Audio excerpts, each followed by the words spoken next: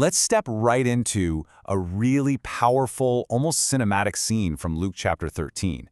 It's one of those moments that can just shatter our comfortable ideas about faith and swap them out for something, well, a lot more stark and urgent. I want you to just picture this. A whole city is crumbling around you. You hear sirens. There's chaos everywhere. Your only hope? A single glowing exit. So you run, you're breathless, and you're dragging along everything you think is valuable. But right at the edge of safety, you're stopped dead. You can't fit. All that valuable stuff you're carrying, it's in the way.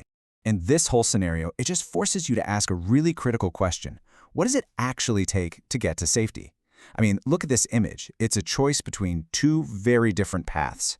And the source material we're looking at is crystal clear. The right path is anything but a casual stroll.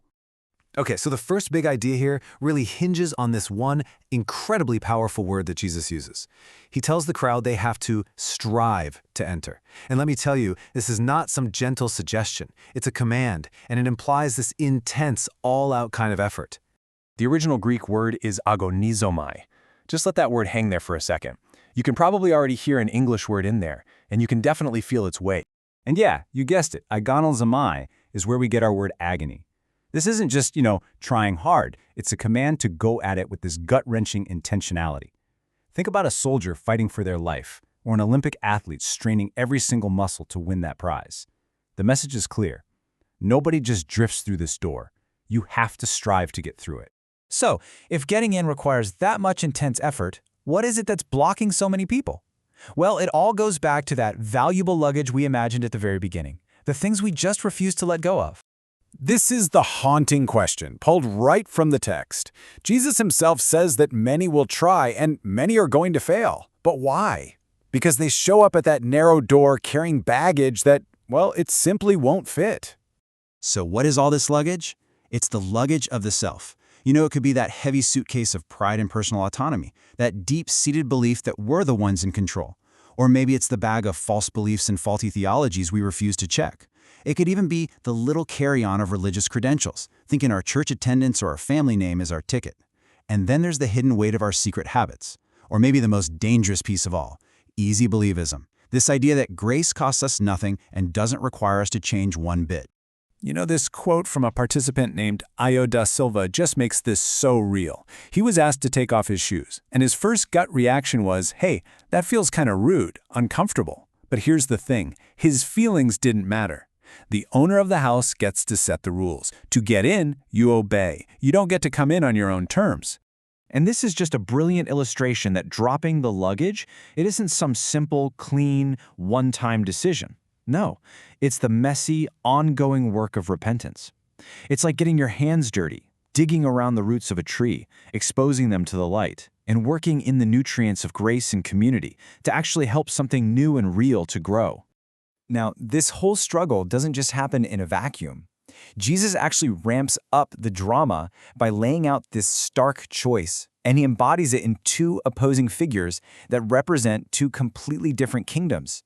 See, when he's warned that Herod, the political power of the day, wants to kill him, Jesus just calls him that fox. And what does a fox do? A fox is a predator, it scatters and it consumes. It represents the empires of this world, and as one contributor put it so profoundly, every single false view in existence. But in direct contrast, what does Jesus compare himself to? A mother hen. The hen gathers, she protects, she covers. It's a divine offer of total safety. But here's where the tragedy really hits. You have these people standing outside the shut door, and this is their plea. They're saying, hey, we were close to you. We ate with you. We heard you teach. They had proximity, but as they tragically find out, proximity is not participation. And this brings us to a really crucial concept called yada.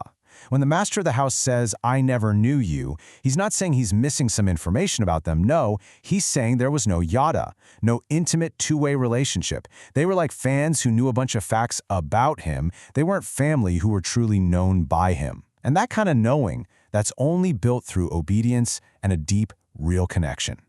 So all of this brings us to the final and most critical takeaway. If striving is the action and shedding our luggage is the process, what's the actual state of being that lets someone fit through that door? A contributor named Kibra just absolutely nailed it with this insight. The reason the master doesn't recognize them is because the whole point of this transformation is for the king to see his own character reflected back in us. If all he sees is our luggage of the self, there's no recognition. So in the end, getting in isn't about being strong enough to force the door open. It's about becoming small enough to walk right through it. It's about having what they call a lean heart, one that isn't burdened by ego or self-reliance, but has the simple trust of a child. That's the person who fits. And so this entire exploration brings us right back to one deeply personal question.